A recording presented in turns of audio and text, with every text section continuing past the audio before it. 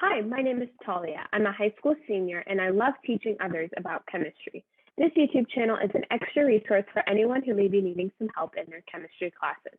This week, I'm going to be talking about gas stoichiometry, which concludes this unit on gases and combines a lot of the topics I've recently discussed and adds on to stoichiometry, which I discussed in a previous unit. So if you need help with gas stoichiometry, feel free to keep on watching. And without further ado, let's get started. Okay, so with gas stoichiometry, the main addition is that we will now involve the use of the gas laws I've been talking recently about. With gas stoichiometry, instead of mass, which is what traditional stoichiometry problems started with, you will be given components of the ideal gas law. And because the ideal gas law solves for moles, in the end, these stoichiometry problems will end up being very similar to previous stoichiometry problems we've done because you can solve for moles in both of them. It's just slightly different than previous problems. So our example problem is that carbon monoxide is combined with hydrogen to produce methanol at 5.30 times 10 to the 6 pascals and 300 degrees Celsius. So as you can see, we are given components of the ideal gas law. We have pressure, we have temperature, and in the part B of the problem, we have volume. So we obviously are going to want to find moles. So this problem has multiple parts. We first want to write a balanced chemical equation. So I'm going to do that. So we have carbon monoxide plus hydrogen yields methanol, CH3OH, and we can balance it by putting a 2 in front of H2. Step 1 done. So now we incorporate volume. If 400 milliliters of carbon monoxide reacts with 900 milliliters of hydrogen, determine the limiting and excess reactants. So in previous stoichiometry problems, we might be asked to do this same kind of calculation, but we would be given mass instead, which you would just divide by molar mass, calculate moles, divide by coefficient, determine limiting and excess. This situation is just slightly different because we are going to use our volumes and our given pressures, temperatures to calculate moles, and then we'll go about the problem the same way, divide by the coefficients and calculate limiting and excess reactants. So I'm going to first convert our temperature just so we get that out of the way. So that is going to convert to 573 Kelvin. And then for part B, I'm going to do that over here. Let's start with carbon monoxide. For the ideal gas law, we need our volume to be in liters. So I'm going to start with carbon monoxide. If we have 400 milliliters, that converts to 0.400 liters. Now we have our volume, and let's write out our ideal gas law. So we have our pressure, which is 5.30 times 10 to the 6 pascals. We have our volume, 0.400 liters. We have our moles, which is what we're solving for. And then we're going to use the gas constant that involves pascals, which is 8,314 liters pascals per mole Kelvin. And then we're going to multiply by our temperature, which is 573 Kelvin. Now we want to isolate moles. So we are going to divide both sides by 8,314 liters pascals per mole K times 573 Kelvin, and then divide this side by the same thing. This part is going to cancel out on the side with the moles, and we are going to be left with the number 4 moles. Now with these calculations, remember, it's really important that you put your denominator in parentheses because otherwise order of operations will get messed up.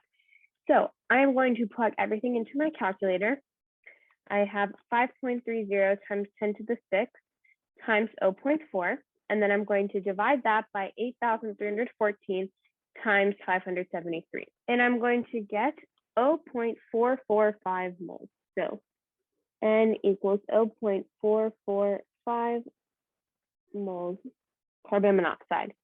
And then I'll just go ahead and divide by the coefficient. The coefficient in this case is only 1, and that is going to be 0.445 moles. Now let's do the same thing with hydrogen. So I'm going to first convert the volume into liters. So we have 900 milliliters and that is going to equal 0.900 liters. Now let's set up our ideal gas law. We have PV equals nRT, and we're just going to plug in everything we know. The pressure and the temperature are going to stay the same because the gases are together in this system. So the pressure and the temperature of the system or mixture applies to all the gases inside of it. So we have 5.30 times 10 to the 6 pascals times 0.900 liters equals N moles times 8314 liters pascals per mole K times 573 K. And then I'm going to, just like the last problem, isolate for N on both sides. So I'm going to divide both sides by 8314 liters pascals per mole K times 573 K, making sure to put the denominator in parentheses. And then this will cancel out. And I'm just going to plug everything into my calculator like we did with carbon monoxide. And I'm going to get that N equals 1.001 moles of H2. And I'm going to divide by our coefficient. There are 2 moles of H2 in the reaction. I'm going to get 0.507 moles. So from here, we can determine that CO is limiting and H2 is excess. Okay, so now we have done the first part of the problem. If you need help with the ideal gas law, or you didn't understand one of the steps I did in that part, I would recommend checking my last video out. I go over Avogadro's law and the ideal gas law. So I'm going to make my handy dandy table that I always use, but this time I'm going to add an extra row because now we are also being asked to find volume. So my table is going to have moles, grams, liters, and grams per mole. So I'm going to put in all the information we have. We have 0.445 moles carbon monoxide, 1.00 moles of H2. Realize I messed up on the sig figs. Over here, it should just be 1.00. And we are trying to find volume and mass of methanol. Now, just a quick note. In case you don't remember from limiting and excess reactants, if H2 ended up being the limiting reactant, we would not want to use 0.507 in future calculations. We would want to use 1.00 because 0.507 does not account for the mole ratio in the reaction. So just a quick note. So now let's calculate volume and mass of methanol. The ideal gas law will again come into play. So remember, I am going to use carbon monoxide. My honors chemistry teacher taught me to X the excess. I'm going to X out H2. In part C, I'm going to write that 0.445 moles CO, and then there is 1 mole of methanol per 1 mole of carbon monoxide. And then that means we have 0.445 moles of methanol. Now remember, methanol is in the mixture as a product, so the pressure and temperature conditions apply to it. So I'm going to use the pressure and temperature as well as the moles in order to calculate volume. I'm going to do a mole to mass conversion in order to get the mass. So let's first do volume. We have our equation. Our pressure is 5.30 times 10 to the 6 pascals. We are solving for volume. We have 0.445 moles. We have our gas constant of 8314 liters pascals per mole K. And we have our temperature of 573 Kelvin. Now we are going to divide both sides by 5.30 times 10 to the 6 pascals because we are trying to isolate volume.